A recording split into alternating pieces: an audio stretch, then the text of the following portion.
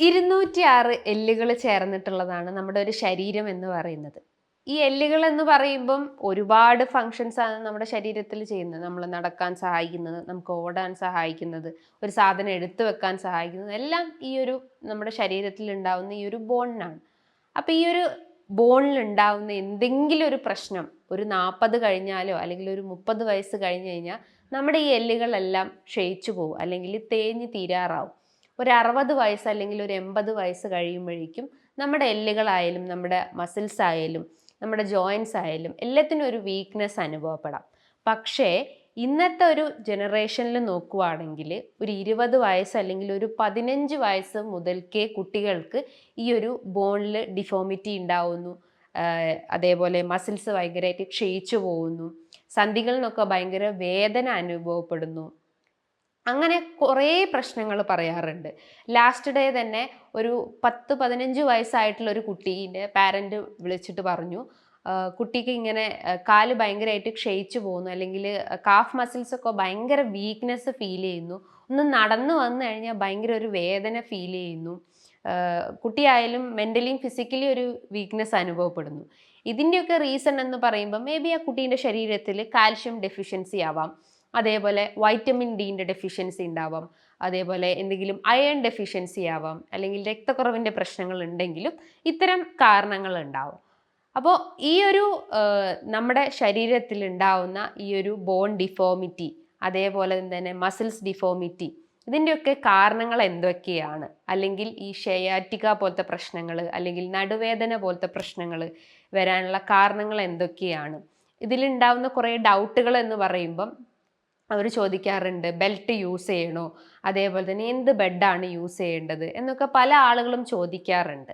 അപ്പം ഈ ഡൗട്ടുകൾ നമുക്കൊന്ന് ക്ലിയർ ചെയ്ത് നോക്കാം. പല ഡൗട്ടുകളും ഉണ്ടാവും, എങ്ങനെയാണ് നമ്മളത് യൂസ് ചെയ്യേണ്ടത്, ഏത് ടൈമിലാണ് ഇത്തരം ബെൽറ്റ് യൂസ് ചെയ്യേണ്ടത്, പൂർണ്ണമായിട്ടും റെസ്റ്റ് എടുക്കണം എന്നൊക്കെ ചോദിക്കാറുണ്ട്. ആ ഡൗട്ട് നമുക്ക് ഇവിടെ ഒന്ന് ക്ലിയർ ചെയ്യാം. ഹായ്, ഞാൻ doctor Juhi Das, Q&B health കെയറിലെ ഹോമിയോപ്പതിക് ഫിസിഷ്യനാണ്. അതിശക്തമായിട്ടുള്ള നടുവേദന അനുഭവപ്പെടുക, അതായത് ഒരു 35 വയസ്സ് കഴിഞ്ഞ് കഴിഞ്ഞാൽ ആളുകൾ പറയുന്ന ഒരു പ്രശ്നമാണ്. അത് സ്ത്രീകളാവട്ടെ പുരുഷന്മാരാവട്ടെ ഒരേപോലെ പറയുന്ന ഒരു ബുദ്ധിമുട്ടാണ്. നടുവിന് ഭയങ്കര ഒരു വേദന അനുഭവപ്പെടുന്നു. ആ വേദന കാലുകളിലേക്കൊക്കെ ഇറങ്ങി വരുന്നുണ്ട്, അതായത് പിൻഭാഗത്തെ കാലുകളിലേക്കൊക്കെ ഇറങ്ങി വരുന്നുണ്ട്. അതേപോലെ നടക്കാൻ ഭയങ്കര ഒരു ബുദ്ധിമുട്ട് പോകുന്നു. അതേപോലെ ഒരു സ്റ്റെപ്പ് എടുത്ത് വെക്കുമ്പോൾ നമുക്കൊരു ബാലൻസ് പോകുന്ന പ്രശ്നങ്ങൾ ഉണ്ടാവുന്നു. കാലിൻ്റെ ഉപ്പൂറ്റിയാണെങ്കിൽ ഭയങ്കര ഒരു കടച്ചിൽ ഫീൽ ചെയ്യുന്നു. കാഫ് മസിൽസ് ഭയങ്കര വീക്ക്നെസ് ഉണ്ടാവുന്നു.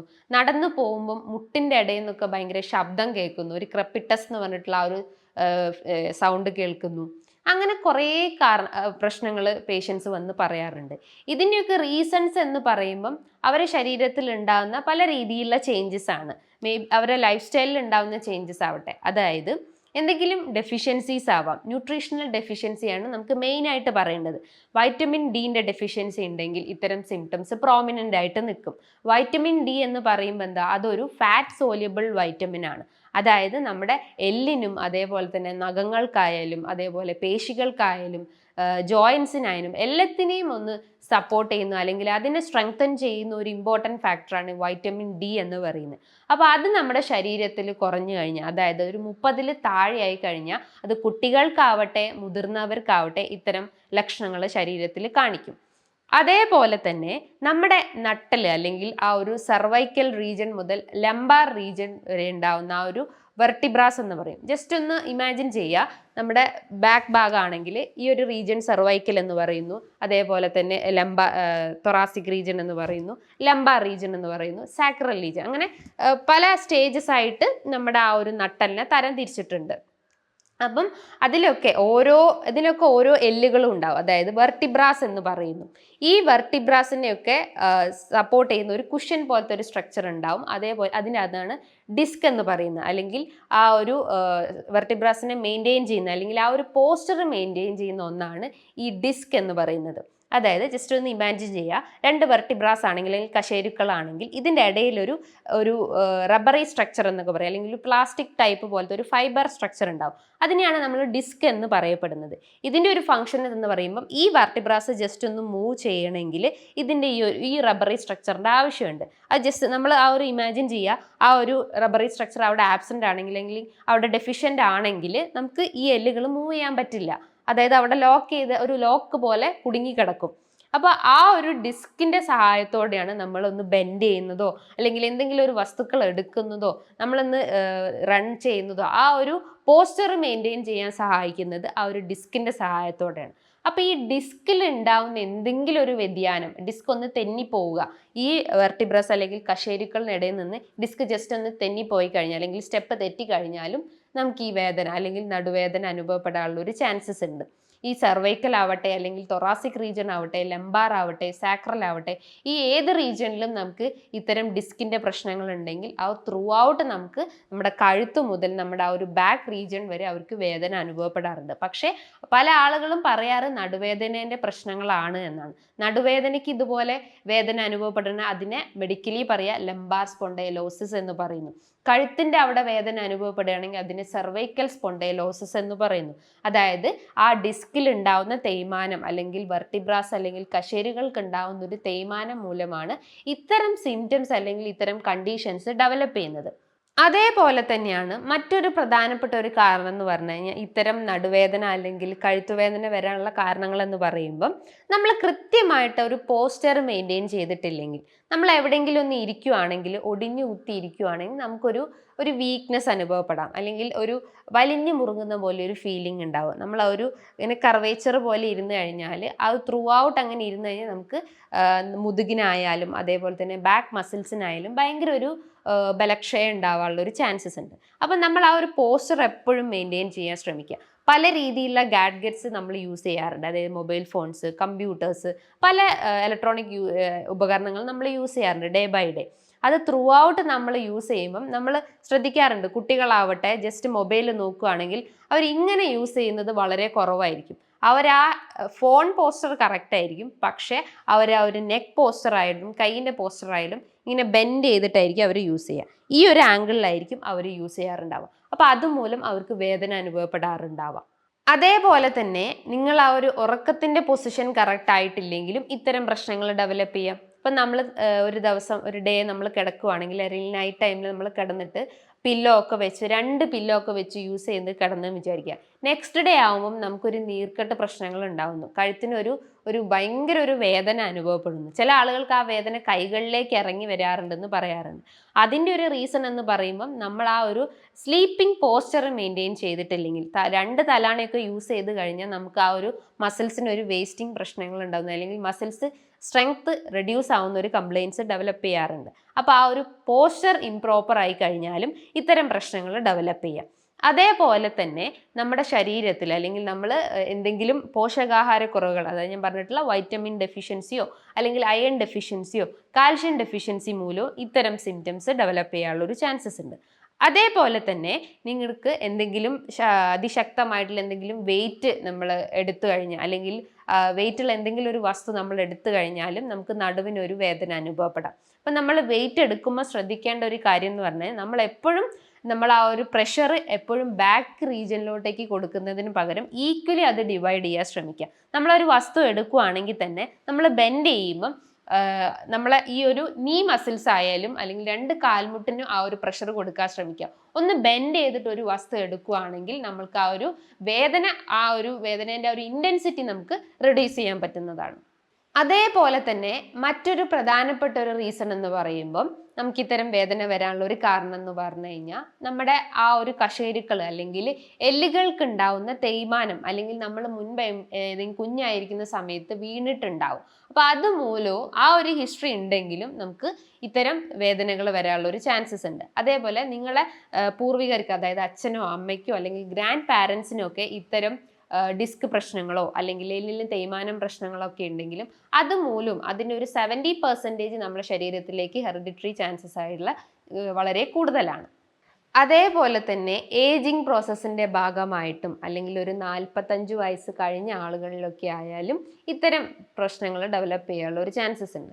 അതേപോലെ നിങ്ങൾ ക്രോണിക് സ്മോക്കേഴ്സ് ആണെങ്കിൽ, അതായത് കണ്ടിന്യൂസ് ആയിട്ട് ഒരു 10 to 12 സിഗരറ്റ്സ് ഒക്കെ സ്മോക്ക് ചെയ്യുന്ന ആളുകൾക്കും ഇത്തരം പ്രശ്നങ്ങൾ ഡെവലപ്പ് ചെയ്യാനുള്ള ഒരു ചാൻസസ് ഉണ്ട്. അതേപോലെ എന്തെങ്കിലും മറ്റ് അഡിക്ഷൻസ് ആയിട്ടുള്ള ആൽക്കഹോളിക് അഡിക്ഷൻസ് ഉണ്ടെങ്കിലും അതുമൂലവും ഇത് അസുഖങ്ങൾ അഗ്രവേറ്റ് ചെയ്യാനുള്ള ഒരു ചാൻസസ് ഉണ്ട്. അപ്പൊ ഇത്തരം കാരണങ്ങളാണ്, അല്ലെങ്കിൽ ഈ പറഞ്ഞിട്ടുള്ള റീസൺസ് ആണ് നമുക്ക് ഇത്തരം നടുവേദന പ്രശ്നങ്ങൾ അല്ലെങ്കിൽ കഴുത്തിന്റെ വേദനകൾ, കാലിന്റെ വേദനകളൊക്കെ ഡെവലപ്പ് ചെയ്യുന്നതിന്റെ റീസൺസ് എന്ന് പറയും. അപ്പോൾ പല ആളുകളും ചോദിക്കാറുണ്ട്, ഈ നടുവേദന വന്നു കഴിഞ്ഞാൽ നമ്മൾ ബെൽറ്റ് യൂസ് ചെയ്യണോ, അല്ലെങ്കിൽ പൂർണ്ണമായിട്ട് ഒരു ബെഡ് റെസ്റ്റ് ആണോ അതിന് വേണ്ടത്, അല്ലെങ്കിൽ എന്തെങ്കിലും ഹോട്ട് അപ്ലിക്കേഷൻസ് അല്ലെങ്കിൽ കോൾഡ് അപ്ലിക്കേഷൻസ് കൊടുത്തു കഴിഞ്ഞാൽ ഇത്തരം വേദനകൾ കുറയാറുണ്ടോ?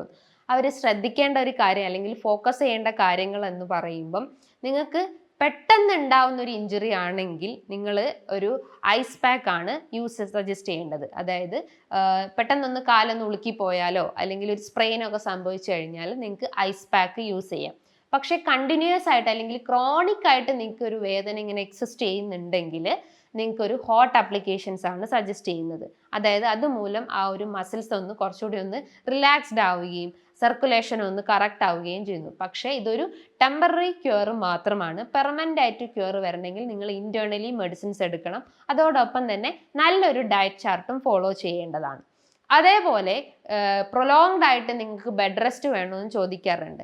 നിങ്ങളിങ്ങനെ കണ്ടിന്യൂസ് ആയിട്ട് ബെഡ് റെസ്റ്റ് ചെയ്ത് കഴിഞ്ഞാൽ നിങ്ങളെ മസിൽസ് വീക്ക് ആവുകയാണ് ചെയ്യുന്നത്. അതുമൂലം നിങ്ങൾക്ക് ബെഡ് സോർ പ്രശ്നങ്ങൾ ഉണ്ടാവുന്നത്, അല്ലെങ്കിൽ അൾസർ പ്രശ്നങ്ങളിലേക്കൊക്കെ ചാൻസസ് വളരെ കൂടുതലാണ്. അപ്പോൾ നിങ്ങൾ കണ്ടിന്യൂസ് ആയിട്ട് റെസ്റ്റ് ചെയ്യുന്നതിന് പകരം ഒരു ടൈം പീരീഡ് വെച്ചിട്ട് നിങ്ങൾ റെസ്റ്റ് ചെയ്യുന്നതാണ് കുറച്ചുകൂടി ബെറ്റർ ആയിട്ടുള്ള ഒരു കാര്യം. അതേപോലെ തന്നെ നിങ്ങൾക്ക് ബെൽറ്റ് യൂസ് ചെയ്യാമോ എന്ന് ചോദിക്കാറുണ്ട് പല ആളുകളും. അപ്പോൾ ബെൽറ്റ് യൂസ് ചെയ്യേണ്ട ആളുകൾ എന്ന് പറയുമ്പം, നിങ്ങൾക്ക് എന്തെങ്കിലും ഡിസ്ക് തെന്നിപ്പോയ ആളുകൾ, അല്ലെങ്കിൽ എന്തെങ്കിലും ഫ്രാക്ചർ പ്രശ്നങ്ങളുള്ള ആളുകൾ, അല്ലെങ്കിൽ ഡിസ്ക് ജസ്റ്റ് ഒന്ന് തെറ്റിപ്പോയിട്ടുള്ള ആളുകളൊക്കെ ആണെങ്കിൽ അവർക്ക് ഈ ഒരു ബെൽറ്റ് യൂസ് ചെയ്യാം. പക്ഷെ അത് കണ്ടിന്യൂസ് ആയിട്ട് യൂസ് ചെയ്യരുത്. ഒരു ടൈം പീരീഡ് കഴിഞ്ഞ് നിങ്ങൾ അത് റിലീസ് ചെയ്യേണ്ടതാണ്. ഇപ്പോൾ കുറച്ചുകൂടി യങ് ഏജിട്ടുള്ള ആളുകളൊക്കെ ആണെങ്കിൽ ബെൽറ്റ് യൂസ് ചെയ്യാമോ എന്ന് ചോദിക്കാറുണ്ട്. പക്ഷെ നിങ്ങൾ അങ്ങനെ കണ്ടിന്യൂസ് ആയിട്ട് യൂസ് ചെയ്യുന്നത് കഴിവതും കുറയ്ക്കാൻ ശ്രമിക്കുക. അത് നിങ്ങളെ മസിൽസിന്റെ ആ ഒരു സ്ട്രെങ്ത് റെഡ്യൂസ് ചെയ്യുന്നതാണ് ചെയ്യുന്നത്. മസിൽസിന്റെ സ്ട്രെങ്ത് റെഡ്യൂസ് ആയി കഴിഞ്ഞാൽ ഇത്തരം പ്രശ്നങ്ങൾ വർദ്ധിക്കുക അല്ലാതെ അത് റെഡ്യൂസ് ചെയ്യുന്ന രീതിയിലേക്ക് വരാറില്ല. അപ്പം ബെൽറ്റ് യൂസ് ചെയ്യുന്നത് കഴിവതും റെഡ്യൂസ് ചെയ്യുന്നതാണ് കുറച്ചുകൂടി ബെറ്റർ ആയിട്ടുള്ള ഒരു കാര്യം. അതേപോലെ തന്നെ നിങ്ങൾ ശ്രദ്ധിക്കേണ്ട ഒരു കാര്യം എന്ന് പറഞ്ഞു കഴിഞ്ഞാൽ, പല ആളുകളും ചോദിക്കാറുണ്ട് എങ്ങനത്തെ ബെഡാണ് യൂസ് ചെയ്യാറ്, അല്ലെങ്കിൽ നമ്മൾ ആ ഒരു കംപ്ലീറ്റ് ആയിട്ടുള്ള ബെഡ് അവോയ്ഡ് ചെയ്ത് ജസ്റ്റ് ഒരു പലക കട്ടിലാണോ കിടക്കേണ്ടതെന്ന് ചോദിക്കാറുണ്ട്. നിങ്ങൾ യൂസ് ചെയ്യേണ്ട ബെഡ് എന്ന് പറയുമ്പോൾ പെട്ടെന്ന് കുഴിഞ്ഞു പോകാത്ത ഒരു കുറച്ചുകൂടി സ്റ്റിഫ് ആയിട്ടുള്ള ബെഡ്, അല്ലെങ്കിൽ സോഫ്റ്റ് കുറഞ്ഞിട്ടുള്ള കുറച്ചുകൂടി ഹാർഡ് ആയിട്ടുള്ള ബെഡ് യൂസ് ചെയ്യുകയാണെങ്കിൽ കുറച്ചുകൂടി ബെറ്റർ ആയിട്ടുള്ള ഒരു കാര്യമാണ്. അതേപോലെ പില്ലോ ഒക്കെ യൂസ് ചെയ്യുകയാണെങ്കിൽ പില്ലോ കഴിവതും അവോയ്ഡ് ചെയ്യണ കുറച്ചുകൂടി ബെറ്റർ ആയിട്ടുള്ള ഒരു കാര്യം. പില്ലോ അത്രയും ഒഴിവാക്കാൻ പറ്റാത്ത ആളുകളാണെങ്കിൽ നിങ്ങൾ യൂസ് ചെയ്യേണ്ട ഒരു മെത്തേഡ് എന്ന് പറഞ്ഞു കഴിഞ്ഞാൽ, പില്ലോ എടുക്കുകയാണെങ്കിൽ തന്നെ ഈ കഴുത്തിന്റെ തൊട്ട് താഴെ വെക്കുന്നതിന് പകരം നമ്മുടെ ഈ ഒരു ഷോൾഡർ റീജിയണും നെക്ക് റീജിയന്റെയും കുറച്ചുകൂടി സെന്റർ ആയിട്ട് നമ്മളെ കഴുത്ത് ആ ഒരു പില്ലോനേക്കാളും പുറത്തോട്ട് ചാടി നിൽക്കുന്ന രീതിയിൽ നിങ്ങൾ പില്ലോ യൂസ് ചെയ്യുകയാണെങ്കിൽ നിങ്ങൾക്ക് സെർവൈക്കൽ സ്പോണ്ടൈലോസിന്റെ പ്രശ്നങ്ങൾ ഉണ്ടെങ്കിൽ അതിന് നമുക്കൊരു ടെമ്പററി ആ ഒരു പെയിൻ റെഡ്യൂസ് ചെയ്യാൻ പറ്റുന്നതാണ്. മറ്റൊരു കാര്യം എന്ന് പറഞ്ഞു കഴിഞ്ഞാൽ, നിങ്ങൾക്ക് എന്തെങ്കിലും എക്സസൈസ് ചെയ്യാൻ പറ്റുമോ, അല്ലെങ്കിൽ ഇങ്ങനെ ഡിസ്ക് തെറ്റി കിടക്കുന്ന ആളുകൾക്കൊക്കെ എക്സസൈസ് ചെയ്യാൻ പറ്റുമോ എന്ന് ചോദിക്കാറുണ്ട്. നിങ്ങൾക്ക് എക്സസൈസ് ചെയ്യുന്നതുകൊണ്ട് പ്രശ്നമില്ല, പക്ഷെ ഒരു ഹാർഡ് എക്സസൈസ് ചെയ്യരുത്. ഒരു സ്ട്രെച്ചിങ് എക്സസൈസോ അല്ലെങ്കിൽ കുറച്ചുകൂടി മൈൽഡ് ആയിട്ടുള്ള രീതിയിലുള്ള എന്തെങ്കിലും ഒരു എക്സസൈസ് ചെയ്ത് കഴിഞ്ഞാൽ അത്തരം പെയിനുകളെ നമുക്ക് ഒരു ടെമ്പററി ആയിട്ട് റെഡ്യൂസ് ചെയ്യുന്നതാണ്. അതേപോലെ നിങ്ങൾ ശ്രദ്ധിക്കേണ്ട കുറച്ച് കാര്യങ്ങൾ എന്ന് പറയുമ്പം, നിങ്ങൾക്ക് ഇത്തരം വേദനകളോടൊപ്പം തന്നെ അതിശക്തമായിട്ടുള്ള പനി അനുഭവപ്പെടുന്നു, അത് രാത്രി കാലങ്ങളിൽ വർദ്ധിച്ചു വരുന്നു, അതേപോലെ വെയിറ്റ് കുറഞ്ഞു പോകുന്നു, ശരീരമാസകല ഒരു വീക്ക്നെസ് പ്രശ്നങ്ങൾ ഉണ്ടാവുന്നു, ഒരു വിറയലിൻ്റെ പ്രശ്നങ്ങളുണ്ട്, അതേപോലെ നിങ്ങൾക്ക് യൂറിനറി സിംറ്റംസ് ആയിട്ടുള്ള, അതേപോലെ മലം ഇങ്ങനെ കൃത്യമായിട്ട് പോകാത്തൊരവസ്ഥ വരുന്നു, യൂറിൻ ഇങ്ങനെ കണ്ടിന്യൂസ് ആയിട്ട് പോയിക്കൊണ്ടിരിക്കുന്നു, അല്ലെങ്കിൽ ബ്ലാഡർ ഡിസ്ഫങ്ഷൻ കാരണം രാത്രി കാലങ്ങളിൽ ഇങ്ങനെ ഇടയ്ക്കിടയ്ക്ക് ടോയ്ലറ്റിൽ പോകേണ്ട പ്രശ്നങ്ങൾ ഉണ്ടാവുന്നു, അതേപോലെ തലയ്ക്കൊരു ഗിഡിനെസ് പോലെ അല്ലെങ്കിൽ തല കറങ്ങുന്ന പോലത്തെ പ്രശ്നങ്ങൾ ഉണ്ടാവുന്നു, അതേപോലെ മലദ്വാരത്തിന് ചുറ്റും ഒരു സെൻസേഷൻ ഇല്ലാത്തൊരവസ്ഥ, അല്ലെങ്കിൽ നമുക്ക് മോഷനൊന്നും കൃത്യമായിട്ട് പോകാൻ പറ്റാത്തൊരവസ്ഥകളൊക്കെ വരുവാണെങ്കിൽ നിങ്ങൾ ശ്രദ്ധിക്കേണ്ട കാര്യമാണ്. ഇത് കുറച്ചുകൂടി കോംപ്ലിക്കേറ്റഡ് സ്റ്റേജിലോട്ട് പോയിട്ടുണ്ട്, അല്ലെങ്കിൽ ഒരു ന്യൂറോപ്പതി സ്റ്റേജിലോട്ട് പോയിട്ടുണ്ടെന്ന് നമുക്ക് മനസ്സിലാക്കാം. അപ്പോൾ അങ്ങനത്തെ സിംറ്റംസ് നിങ്ങൾ ഈ ഒരു മെയിൻ സിംറ്റംസിനോടൊപ്പം കാണിക്കുകയാണെങ്കിൽ നിങ്ങൾ തീർച്ചയായിട്ടും ഒരു ഡോക്ടർ നിർദ്ദേശം സ്വീകരിക്കേണ്ടതാണ്. ശരീരത്തിൻ്റെ നീർക്കെട്ട് കുറയ്ക്കുന്ന ഭക്ഷണങ്ങളാണ് നിങ്ങൾ മെയിനായിട്ട് ശ്രദ്ധിക്കേണ്ടത്. നീർക്കെട്ട് കുറയ്ക്കുക എന്ന് പറയുമ്പം anti inflammatory food items follow ചെയ്യാൻ ശ്രമിക്കുക. ഒമേഗ 3 ഫാറ്റി ആസിഡ്സ് എടുക്കാൻ ശ്രമിക്കുക. അതായത് പോളി അൺസാച്ചുറേറ്റഡ് ഫാറ്റി ആസിഡ്സിൽ വരുന്ന ഒരു മെയിൻ ഇൻഗ്രീഡിയൻ്റ് ആണ് ഒമേഗ 3 ഫാറ്റി ആസിഡ്സ്. അപ്പോൾ അത് നിങ്ങൾ ഡയറ്റിൽ ഉൾപ്പെടുത്താൻ ശ്രമിക്കുക. അതായത് കോട്ട് ലിവർ ക്യാപ്സ്യൂള്, അതേപോലെ മീനെണ്ണ, മത്സ്യങ്ങളിൽ കാണപ്പെടുന്നുണ്ട്, ധാന്യങ്ങളിൽ, നട്ട്സിലൊക്കെ ഇത്തരം ഒമേഗ 3 ഫാറ്റി ആസിഡ്സ് അടങ്ങിയിട്ടുണ്ട്. അപ്പോൾ അത് നിങ്ങളെ ഡയറ്റിൽ ഉൾപ്പെടുത്താൻ ശ്രമിക്കുക. അതോടൊപ്പം തന്നെ നല്ല രീതിയിൽ എക്സസൈസ് മെയിൻറ്റെയിൻ ചെയ്യാൻ ശ്രമിക്കുക. അതായത് ഞാൻ നേരത്തെ പറഞ്ഞിട്ടുള്ള ഒരു മൈൽഡ് ആയിട്ടുള്ള അല്ലെങ്കിൽ ഒരു മോഡറേറ്റ് ആയിട്ടുള്ള എക്സസൈസ് മെയിൻറ്റെയിൻ ചെയ്യാൻ ശ്രമിക്കുക. നല്ല രീതിയിൽ ജലാംശം മെയിൻറ്റെയിൻ ചെയ്യാൻ ശ്രമിക്കുക. നമ്മുടെ ശരീരത്തിൽ എപ്പോഴും ആ ഒരു വാട്ടർ ബാലൻസ് മെയിൻറ്റെയിൻ ചെയ്യാൻ ശ്രമിക്കുക. ഡെയിലി ഒരു 10 to 12 ഗ്ലാസ് വെള്ളം കുടിക്കാൻ ശ്രമിക്കുക. അതേപോലെ തന്നെ നിങ്ങൾക്ക് ഡെയിലി ബദാം, വാൽനട്ട്, പിസ്ത പോലത്തെ എന്തെങ്കിലും ഒരു നട്ട്സ് ഐറ്റംസ് എടുക്കേണ്ടതാണ്. അതായത് 1 or 2 എടുക്കാൻ പറ്റുന്നതാണ്. അത് അങ്ങനെ ചെയ്യുമ്പം നമുക്ക് എന്തെങ്കിലും പ്രശ്നങ്ങൾ അല്ലെങ്കിൽ ഇൻഫ്ലമേറ്ററി ചേഞ്ചസ് ഒക്കെ ഉണ്ടെങ്കിൽ അതിനെ കുറയ്ക്കാൻ പറ്റുന്നതാണ്. അതേപോലെ ഗ്രീൻ ടീ നിങ്ങൾക്ക് ഫോളോ ചെയ്യുന്നത് ഏറ്റവും ഇമ്പോർട്ടൻ്റ് ആയിട്ടുള്ള ഒരു കാര്യമാണ്. നിങ്ങൾ ഡെയിലി പഞ്ചസാര ഇട്ടിട്ട് ചായ കുടിക്കുന്നതിന് പകരം നിങ്ങൾ വിത്തൗട്ട് ഷുഗർ ഈ ഗ്രീൻ ടീ കുടിക്കുകയാണെങ്കിൽ ഇത്തരം ഇൻഫ്ലമേറ്ററി ചേഞ്ചസ് ഉണ്ടെങ്കിൽ അതിനെ റെഡ്യൂസ് ചെയ്യുന്ന ഒരു മെയിൻ ഇൻഗ്രീഡിയൻ്റ് ആണ് ഈ ഗ്രീൻ ടീ എന്ന് പറയുന്നത്. അപ്പോൾ ഈ കാര്യങ്ങളൊക്കെ നിങ്ങളൊന്ന് ശ്രദ്ധിച്ച് കഴിഞ്ഞാൽ നിങ്ങൾക്ക് ഇത്തരം പ്രശ്നങ്ങളെ നമുക്ക് പൂർണ്ണമായിട്ടും റെഡ്യൂസ് ചെയ്യാൻ പറ്റുന്നതാണ്. ഹോമിയോപ്പതിയിൽ ഇത്തരം നടുവേദന പ്രശ്നങ്ങൾക്ക് ഒരുപാട് മെഡിസിൻസ് അവൈലബിൾ ആണ്. അർണിക്ക, റെസ്റ്റോക്സ്, അതേപോലെ തന്നെ ബെല്ലിസ്പെർനിസ്, ലെക്കനാന്തസ് പോലത്തെ ഒരുപാട് മെഡിസിൻസ് അവൈലബിൾ ആണ്. അപ്പോൾ ഓരോ പേഷ്യൻസിൻ്റെ സിംറ്റംസിനനുസരിച്ച് ഞങ്ങൾ ഓരോ രീതിയിലുള്ള മെഡിസിൻസ് കൊടുക്കുന്നതാണ്. അതിൽ നിന്നും അവർക്കൊരു പെർമനൻറ്റ് ക്യൂറും ലഭിച്ചിട്ടുണ്ട്. ഇനി ഇതുമായി ബന്ധപ്പെട്ട് നിങ്ങൾക്ക് എന്തെങ്കിലും സംശയങ്ങൾ ഉണ്ടെങ്കിൽ നിങ്ങൾക്ക് താഴെ കാണുന്ന നമ്പറിൽ കോൺടാക്റ്റ് ചെയ്യാവുന്നതാണ്. നല്ലൊരു ഹെൽത്ത് ടോപ്പിക്കുമായി വീണ്ടും കാണാം. Thank you.